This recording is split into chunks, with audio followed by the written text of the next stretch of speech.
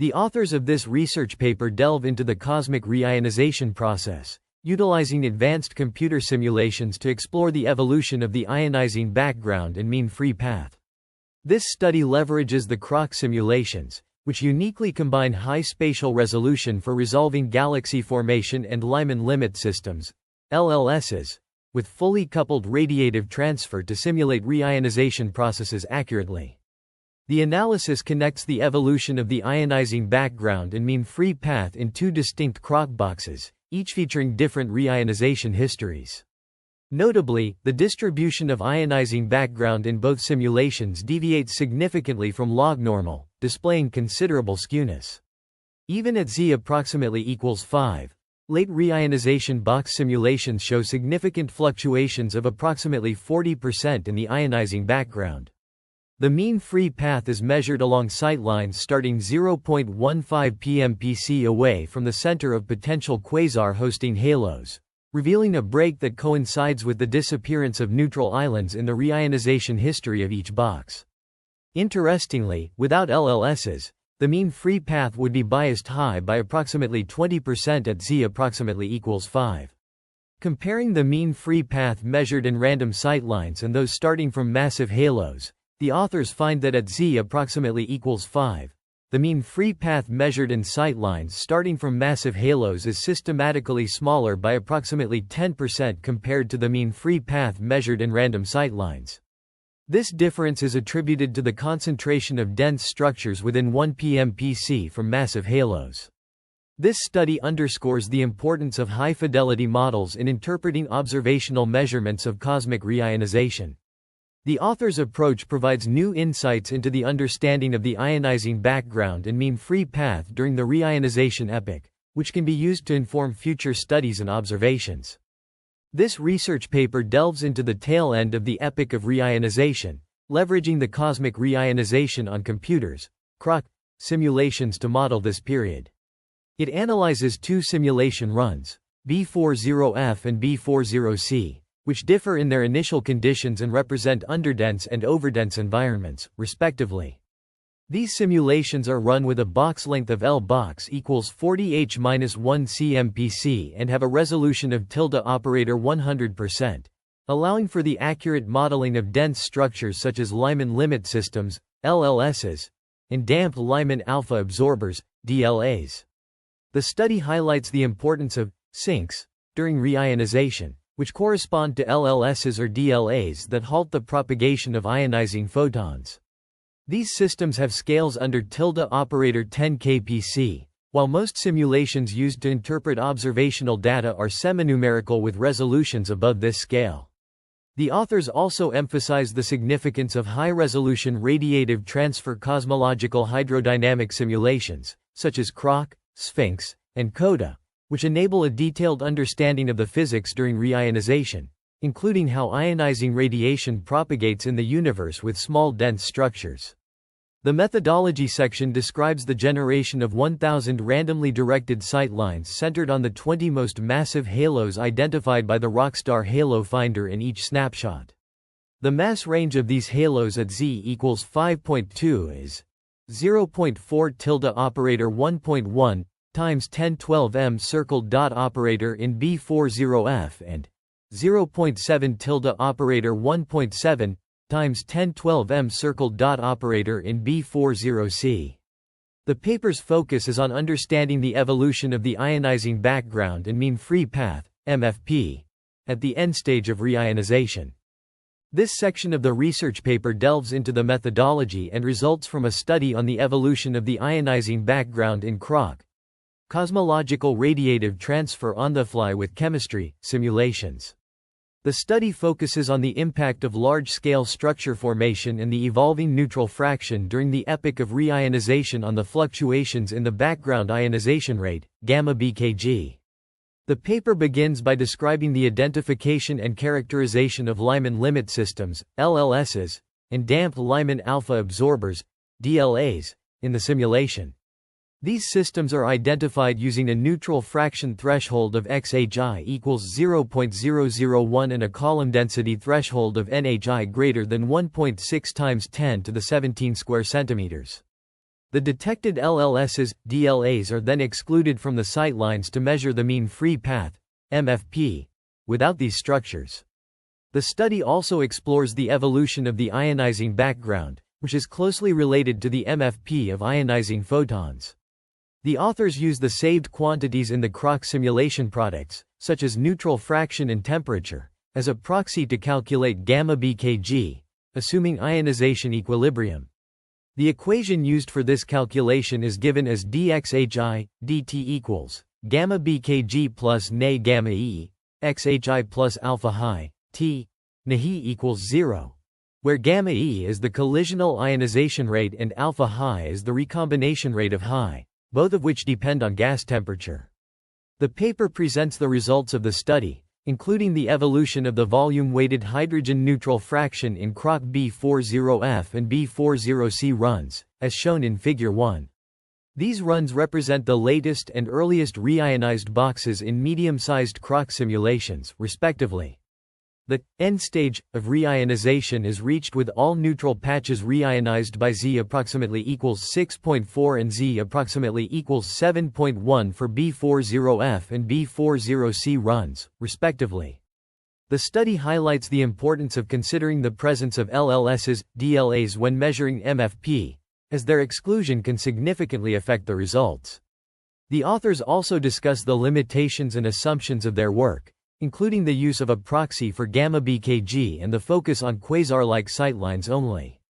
The paper concludes by emphasizing the need for further studies to fully understand the implications of LLSs, DLAs on MFP measurements and the ionizing background evolution during the epoch of reionization.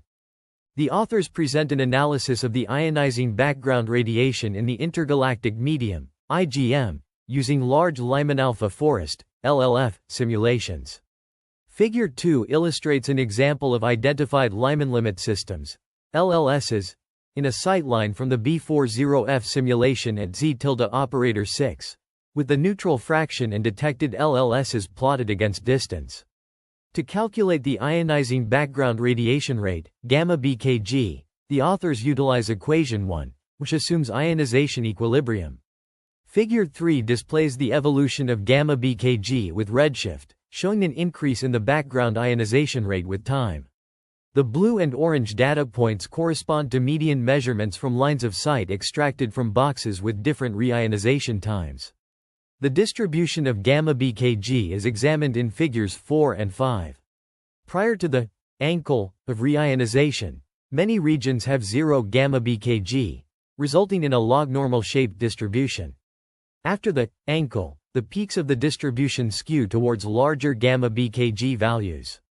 The evolution of the gamma BKG histograms between the two boxes displays similarities, but also distinct features, such as a bump at the low gamma BKG tail that persists in the underdense and later reionizing box, B40F.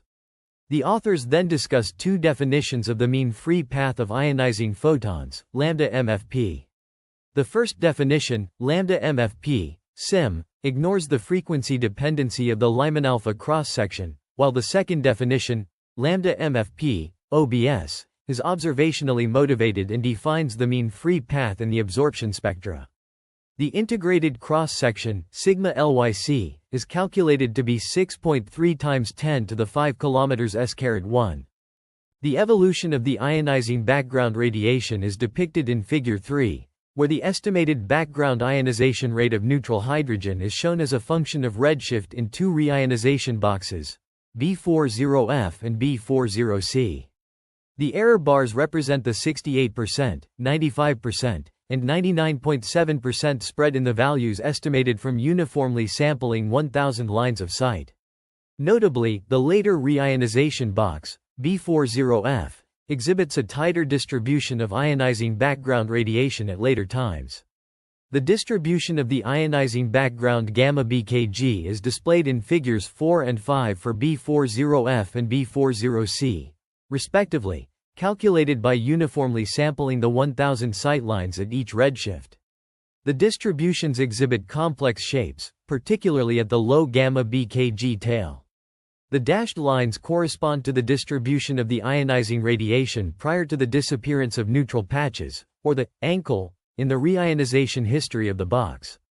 The mean free path, MFP, of ionizing photons is calculated using equation 3, which defines lambda MFP as the distance where the mean opacity depth blue ward of the Lyman continuum equals unity. To calculate lambda MFP, the inner 0.15 pMpc is excluded to avoid dense gas inside the halo, mimicking the observational approach where the dense neutral gas inside the host halo has been cleared out by the quasar. The MFP is then measured by calculating lambda MFP for each sightline and averaging over all 1,000 sightlines. This study compares two approaches to calculating the MFP: lambda MFP, sim, measured from the simulation, and lambda MFP, OBS, defined observationally as the distance where the transmitted flux blue ward of the Lyman continuum drops to E-1. The key question is whether there are significant differences between these two approaches to calculate the MFP. The Lyman continuum optical depth, tau, nu, is defined as the integral of the photoionization cross-section, sigma Lyc, nu, over the distance from the gas cell to the quasar. The photoionization cross-section is given by equation 5, which is a function of frequency. The frequency corresponding to the gas cell along the sightline is defined as nu, taking into account the peculiar velocity and the cosmological redshift. Figure 6 displays examples of sightlines drawn from the B40F simulation at Z equals 6.1, showing the neutral hydrogen number density and the transmitted Lyc flux. The mean free path, MFP, of most sightlines stops at a sub-LLS, or an LLS, DLA, with only a few stopping at an extended void. The MFP is defined in two ways. One using the distance from the gas cell to the quasar, and another using the frequency dependence of sigma Lyc. The two definitions result in almost identical MFP values, with a difference of less than 5% for the vast majority of sightlines, confirming that the peculiar velocity and frequency dependency of sigma Lyc are not important. Figure 7 shows the histogram of the MFP with the two definitions, based on 1,000 sightlines drawn from the B40F simulation at Z equals 6.1. The distribution of both MFP measurements is indistinguishable, with a p-value of 0.11 using the Kolmogorov-Smirnov test. The evolution of the MFP is shown in Figure 8, with the late reionization box, B40F, exhibiting a smaller MFP than the early reionization box, B40C, at all times. The median MFP evolution in B40F shows a noticeable break in slope at Z equals 6.4, coinciding with the epoch when the reionization history of B40F exhibits a drastic change.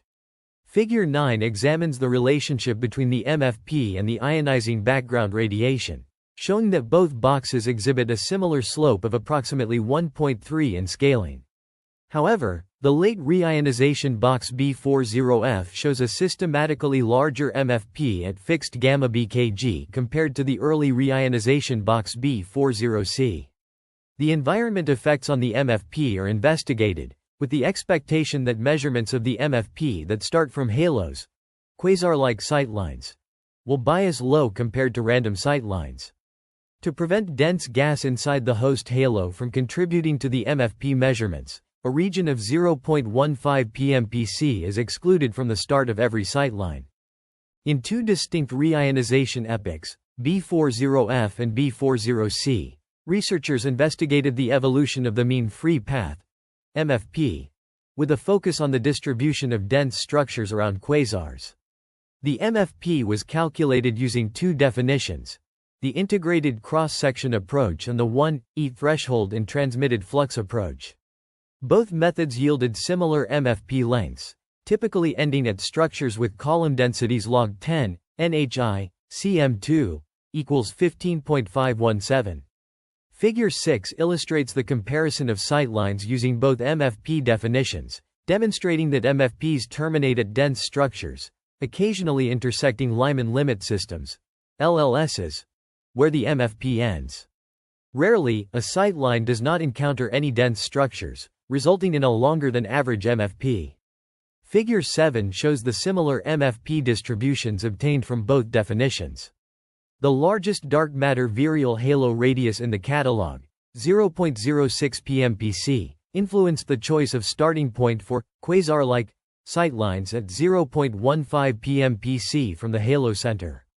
The study also explored the number of dense structures in quasar-like sightlines that cross the XHI greater than 10 to the power of 3 threshold in B40F, the late reionization box. Figure 10 presents a 2D histogram of LLSs and damped Lyman-alpha absorbers, DLAs, detected along these sightlines, binned by their column density and distance from the start of the sightline. The evolution of the MFP is depicted in Figure 8, where B40C exhibits a systematically larger mean free path compared to B40F due to its earlier reionization epoch. The data points represent the median value, with error bars indicating the 68%, 95%, and 99.7% scatter. The distribution of dense structures around quasars undergoes significant changes between the ankle of the box reionization history at z equals 6.4 and z equals 6.1, and further after reionization at z equals 5.9 and z equals 5.2. At the ankle, numerous structures with NHI equals 110 to the power of 16,110 square centimeters exist at all distances along the sightline. As reionization progresses, most of these structures disappear. By z equals 5.2, a concentration of dense structures persists within the first tilde operator 1 mpc of the quasar host halo center. The evolution of the mean free path, MFP, over ionizing background radiation is investigated in two simulation boxes, B40F and B40C, from redshift z equals 10 to z equals 5.2. The MFP exhibits a power law relation with the same slope for both boxes, but with an offset, highlighting the crucial role of environmental factors and small-scale structures in MFP measurements. Removing dense structures along sightlines increases the MFP for quasar-like sightlines and moderately for random sightlines. The scatter of mean MFP between these sightlines becomes significant when the sample size reaches approximately 40. A comparison of the CROC simulation results with recent observational measurements of MFP from Becker et al. 2021 and Zhu et al. 2023 reveals a significant drop in MFP at higher redshifts, creating a break in the evolution. This break coincides with the ankle of the box neutral fraction evolution, suggesting that the last intergalactic medium, IgM, neutral patches are ionized during this period. Notably, the similarity between the CROC B40F and observed evolution of the MFP indicates that the simulation accurately captures the underlying physical processes. This finding supports the idea that the CROC simulation is a reliable tool for understanding the evolution of the IgM. The B40F simulation reveals the evolution of the mean free path, MFP, in high redshift environments, highlighting the impact of varying measurement choices. Two figures illustrate MFP values at different redshifts, with blue solid circles and triangles representing measurements from quasar-like sightlines and random starting locations, respectively. Figure 10 displays 2D number counts of structures at various redshifts, z equals 6.4, 6.1, 5.9, 5.2, using the XHI greater than 10-3 cm-3 criteria. The results show that at higher redshifts, z greater than 6, more clumpy structures with log 10 NHI, cm-2, equals 15.5-17 are observed, likely due to a lower ionizing background and shorter ionization times. As time progresses and the ionizing background increases, most structures beyond 1 pMpc from the center of massive halos disappear, but a relative concentration of dense clumps within greater than 1 pMpc from the center of massive halos appears. Figure 11 highlights the MFP evolution in B40F, with data points at the same redshift offset for clarity. The blue solid circle and triangle represent MFP values measured from quasar-like sightlines and random starting locations, respectively. Transparent circles and triangles indicate MFP measurements after removing structures above NHI greater than 1.6 × 1017 cm-2 using the method from section 2.3, along both quasar-like and random sightlines. Error bars show the 68% scatter for individual sightlines and the 68% scatter of the measured MFP mean, obtained through bootstrap resampling of 40 individual sightlines from the random 1000 sightlines. These figures demonstrate the complex interplay between structure formation, ionizing background, and the evolution of the mean free path in the B40F simulation, underscoring the importance of considering different measurement choices and their implications for understanding the high redshift universe. The authors compare the mean free path, MFP, evolution from the CROC simulations with previous work, revealing a break in the observed MFP evolution that coincides with the measured ankles in the CROC reionization histories. This break suggests a later reionization history than what CROC captures, but direct interpretation requires accounting for quasar proximity zones.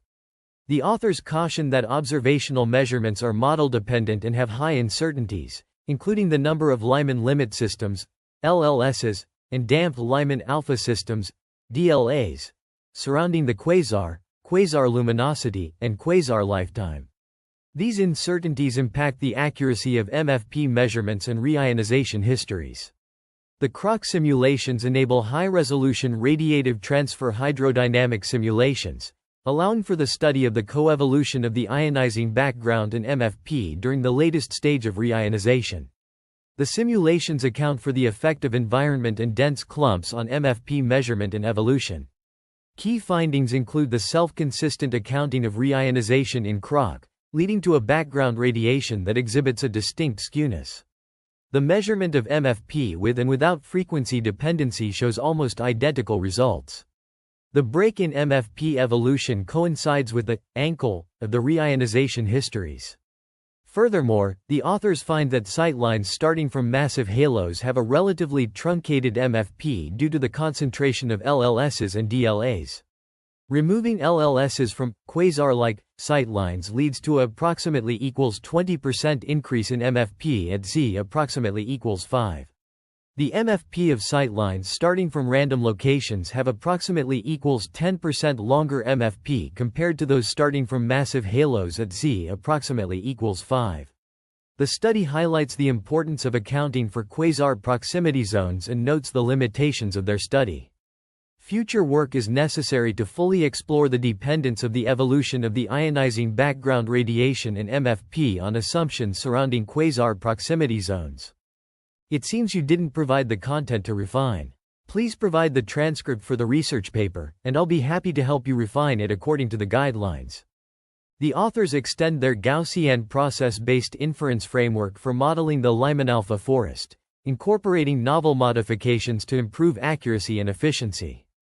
Building upon recent studies, Zhu et al., 2021, 2022, 2023, they establish a robust framework for constraining cosmological and astrophysical parameters using high redshift quasar spectra. By employing a Bayesian approach, the authors leverage Gaussian processes to model complex, nonlinear relationships between the Lyman-alpha forest and underlying physical parameters. This allows for the incorporation of informative priors, crucial in constraining the high-dimensional parameter space. The methodology is built upon a hierarchical model, treating the Lyman-alpha forest as a realization of a stochastic process conditioned on the underlying physical parameters. The key innovation lies in the introduction of a novel likelihood function, which takes into account the correlated uncertainties between the observed flux and the underlying transmission function. This modification enables accurate capture of non-Gaussian features of the Lyman-alpha forest, thereby improving the fidelity of inferred parameters. The authors emphasize the significance of incorporating astrophysical and cosmological priors, essential for constraining the parameter space and breaking degeneracies between model parameters. They also highlight the importance of considering the redshift evolution of the Lyman-alpha forest, critical for distinguishing between different cosmological models. Figure 3 illustrates the posterior distributions of the inferred parameters, demonstrating the improved constraints achieved by the modified likelihood function. The authors discuss the implications of their results, highlighting the potential for this framework to provide precise constraints on cosmological and astrophysical parameters using upcoming surveys.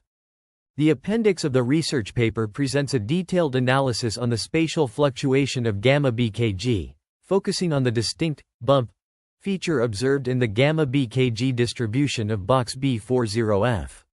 This feature is notably absent in the overdense box B40C, where ionizing sources are more numerous and no significant large regions are far away from sources.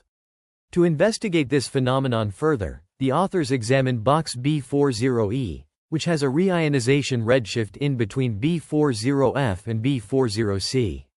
The gamma BKG distribution of B40E is shown in Figure 13, displaying a shape intermediate between those of B40F and B40C, with a wide width resembling the bump of B40F but with a steeper rise. To understand the physical nature of the regions connected to the bump features in the gamma BKG histogram, the authors visualize snapshots of B40F and B40C using uniform grid data. They assume Ne equals 1.1 NHII when calculating gamma BKG using equation 1, a fair assumption given the number density of He is around a tenth of H. Figure 14 presents slices through the B40F box at Z equals 5.2 and Z equals 6.6, showing a large patch where gamma BKG has typical values corresponding to the bump in the gamma BKG histogram. This patch corresponds to the last reionized IgM patch and the largest underdense void. In contrast, B40C does not have such a large void where ionizing sources are scarce. The largest neutral patch that is ionized the latest is shown in the bottom row of Figure 14, with a concave morphology and many ionized bubbles breaking into the patch. The numerous ionizing sources surrounding the void in B40C result in a less significant relative deficit and contrast of the gamma BKG of this region compared to B40F. The reionization process is visually represented in two distinct models, B40F and B40C, through maps of neutral fraction, density contrast, and background radiation, gamma BKG, at different epochs.